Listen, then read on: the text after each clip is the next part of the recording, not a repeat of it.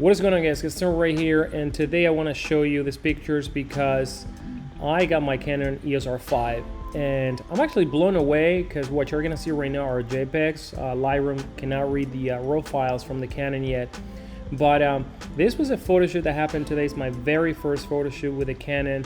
I also was trying the wireless grip that gives you wireless tethering capabilities, but that's going to be for another video.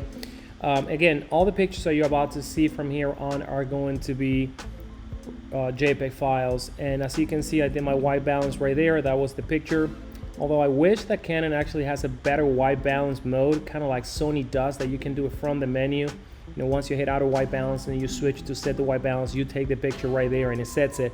Well, in the Canon it's actually completely cumbersome. But let's actually talk about these pictures, because when I actually preview these images on my camera, I was like, well, maybe the camera is exaggerating a little bit. It's adding, you know, way too much fluff, maybe too much contrast. But when I open the picture here on the computer, I'm like, oh my God, the tones are exactly how I actually saw the model today. Very natural tones. And let me see if I can show you guys my settings right here. The settings were right here. So I was shooting this one at ISO 125 with the 85mm, and look at that, I was a 1/800 alpha second. My aperture was f8, and we wanted to go with a makeup artist for the super shiny look on the face. And I have to actually crank my shutter speed, because usually at the studio, you know, I shoot at 250, 350. I rarely go, you know, 800. And the colors are so good. Now, one of the things I want to show you is that the image, the JPEG is actually so good. You really have to zoom in really deep, you know, to tell that you're actually working with a JPEG. But very little artifact, actually, if you look at the image. Well, first of all, if you look at the image as a whole, you're not gonna tell the difference that you're looking at a JPEG or a RAW file until, you know, you really zoom in. Now, obviously, we have a profile right here baked into the picture, but whatever Canon does with the color, with the skin color, I mean, it's really outstanding, guys. My JPEGs straight out of my Sony cameras are nowhere near this, and you know, again, I'm pretty blown away. I mean, how crispy they are, the color, the texture, I mean, everything. And again, as you can see, this image is right here have been untouched. My Lightroom is a little bit slow today, I don't know why. And I actually went through the library to streamline a little bit better. So yeah, as you can see, I haven't touched anything. I think this slider here, let me just reset it. Reset. There you go. So everything is actually flat and the colors are just magic. But as you can see, guys, yes, you cannot push it too hard.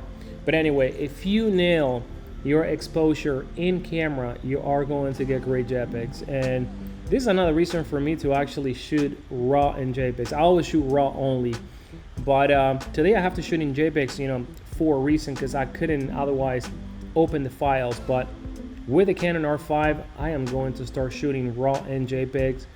And you know, I probably can upload an image really quick to social media without even editing the image. I mean, look at this image right here, guys. Super happy with the outcome.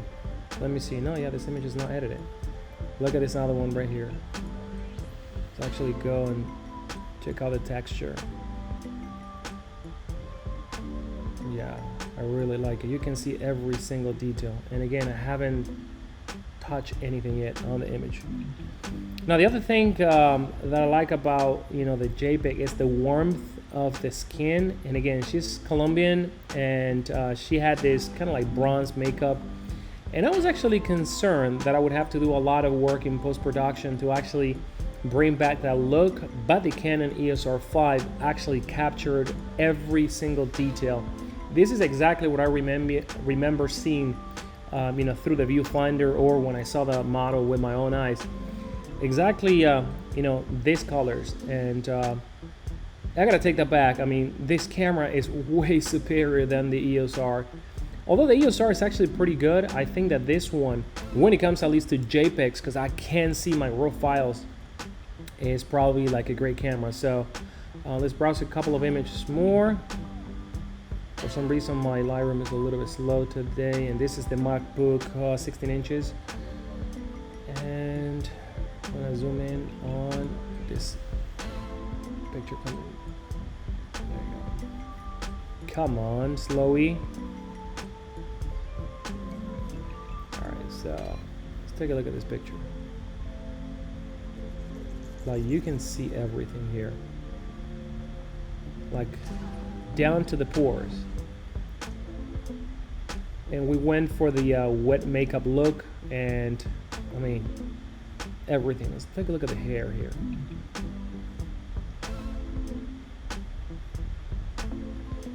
So, final opinion about the Canon EOS R5 so far, shooting JPEGs, probably one of the best cameras that produces the nicest JPEGs that I shot with. JPEGs, it's not my thing. I actually convert RAW into JPEGs, but I'm actually gonna post a couple of these images right now on social media, and this is it. I don't even have to touch anything in most of those images. Probably color the hand a little bit more to match the skin tone of the makeup and the shoulders and stuff like that. But let me know what you guys think. Drop your comments down below. Let me know if you already have the R5, what's your experience with the camera.